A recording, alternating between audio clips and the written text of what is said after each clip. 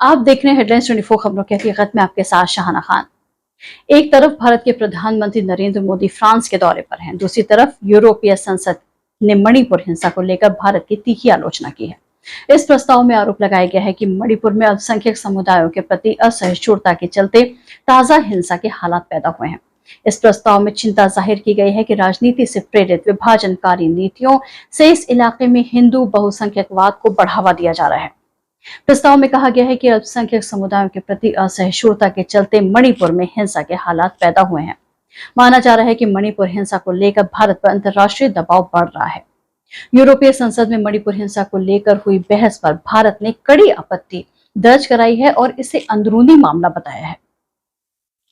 यूरोपीय संसद ने वेनेजुएला, किर्गिस्तान और भारत में मानवाधिकार हालात पर 3 प्रस्तावों को स्वीकार किया है। भारत के मणिपुर में हिंसा पर प्रस्ताव में कहा गया है कि मणिपुर राज्य सरकार ने इंटरनेट कनेक्शन बंद कर दिए हैं और मीडिया द्वारा रिपोर्टिंग में गंभीर रूप से बाधा पैदा की गई है। हालिया हत्याओं में सुरक्षा बलों के शामिल होने को लेकर प्रस्ताव में कहा गया है कि इससे प्रशासन के प्रति भरोसा और कम हुआ है। प्रस्ताव के अनुसार मणिपुर में बीते मई में हिंसा शुरू हुई और अब तक 120 लोगों की मौत हो चुकी है। 50,000 लोगों को अपने घरों को छोड़ना पड़ा है और 17,000 घरों और 250 चर्च नष्ट हो गए हैं।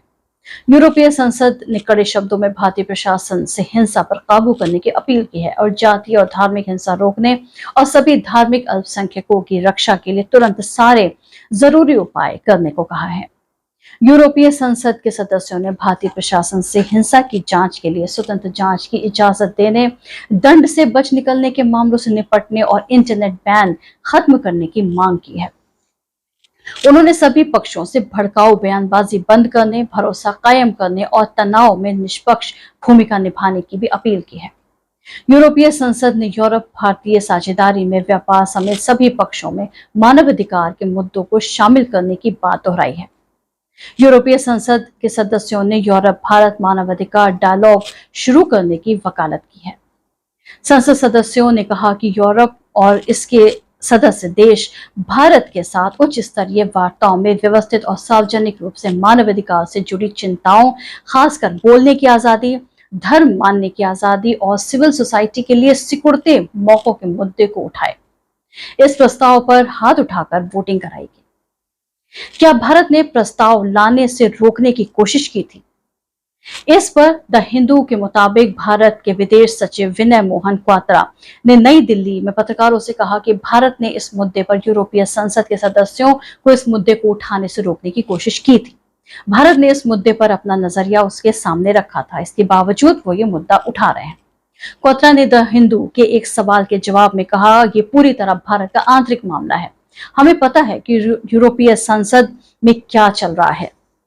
हमने उनसे इस बारे में बात की है, लेकिन हम ये भी बता दें कि ये पूरी तरह से भारत का आंतरिक मामला है।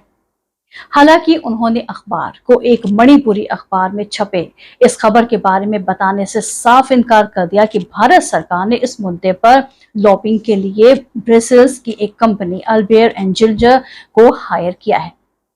इस कंपनी की सेवा यूरोपीय सांसदों से संपर्क करने के लिए ली गई है। कहा जा रहा है कि भारत सरकार की ओर से उन्हें इस बारे में चिट्ठी भेजी गई थी।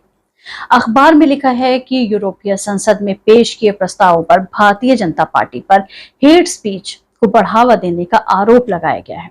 इसमें कहा गया है कि भारतीय जनता पार्टी के नेतृत्व वाली सरकार विभाजनकारी जातीय नीतियों को लागू कर रही है। कुछ दलों ने एएफएसपीए, यूपीपीए और एफसीआरए नियमों के दुरुपयोग का आरोप भी लगाया है। लेफ्ट ग्रुप की ओर से लाए गए एक प्रस्ताव में मणिपुर की स्थिति की तुलना जम्मू कश्मीर से करने की भी कोशिश की गई है।